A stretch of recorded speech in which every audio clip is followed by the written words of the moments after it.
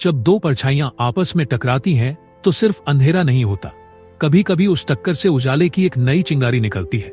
War 2 का trailer बस वही चिंगारी है जो दिल को नहीं, सीधे आत्मा को जलाती है।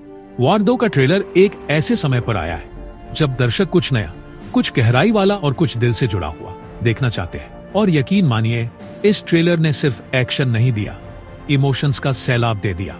ट्रेलर की शुरुआत होती है काबिर यानी ऋतिक रोशन की भारी, धीमी लेकिन गूंजती आवाज से।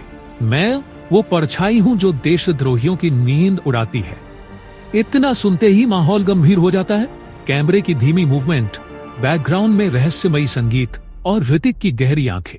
ऐसा लगता है जैसे स्क्रीन पर कोई अभिनेता नहीं बल्कि एक सच्चा सैनिक सामने खड़ा है, थका हुआ, टूटा हुआ, लेकिन अपने फर्ज में अडिग। जैसे जैसे ट्रेलर आगे बढ़ता है, कहानी का दूसरा चेहरा सामने आता है। जूनियर एनटीआर वो पर्दे पर आते हैं और सिर्फ आते नहीं, धमाका करते हैं। पहली ही झलक में ऐसा लगता है जैसे कबीर को टक्कर देने वाला कोई और नहीं हो सकता।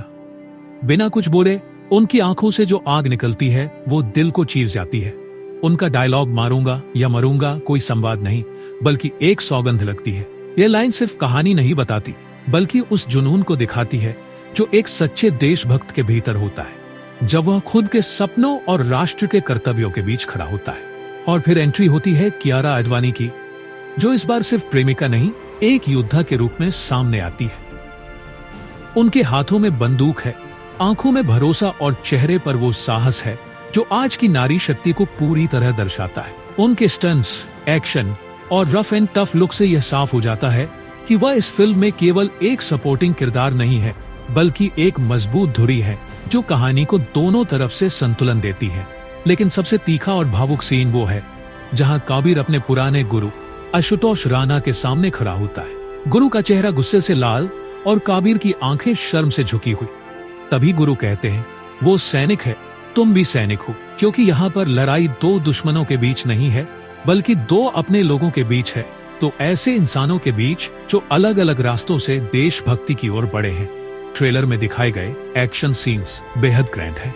हेलीकॉप्टर से छलांग, पहाड़ों पर पीछा, कार से कार की टक्कर, स्लो मोशन में बंदूक चलती है और साथ ही साथ बैकग्राउंड में बजता है एक धड़कता हुआ बीट जो सिर्फ कानों को नहीं दिल को भी महसूस होता है।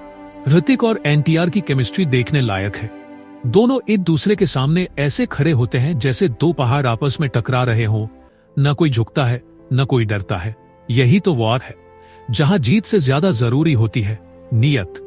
अब बात करें ट्रेलर के म्यूजिक की, तो उसका असर भी गहरा है। कोई शोर नहीं, कोई बेवजह की चीख पुकार नहीं, हर बीट कहानी कहती है। आयान मुखर्जी का डायरेक्शन साफ दिखाता है कि इस बार उन्होंने सिर्फ एक्शन पर नहीं, इमोशन पर भी फोकस किया है।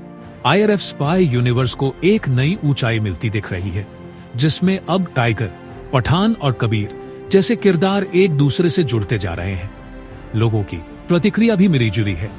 कुछ कह रहे हैं कि ट्रेलर ने उन्हें अंदर से झकझोर दिया, किसी को ऋतिक की परफॉर्मेंस ने फिर से दीवाना बना दिया, तो कोई एनटीआर की हिंदी एंट्री को लेकर उत्साहित है।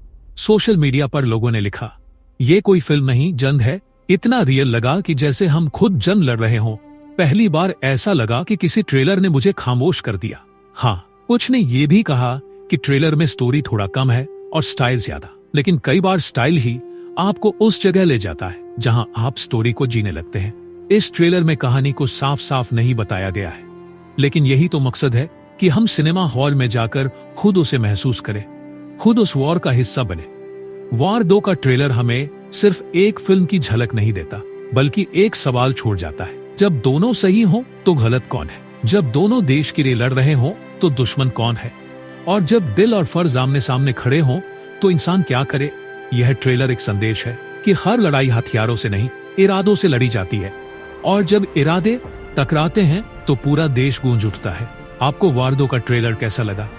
क्या आपके दिल में भी कुछ ऐसा महसूस हुआ जो अब तक किसी फिल्म ने नहीं कराया? अपने विचार जरूर बताइए।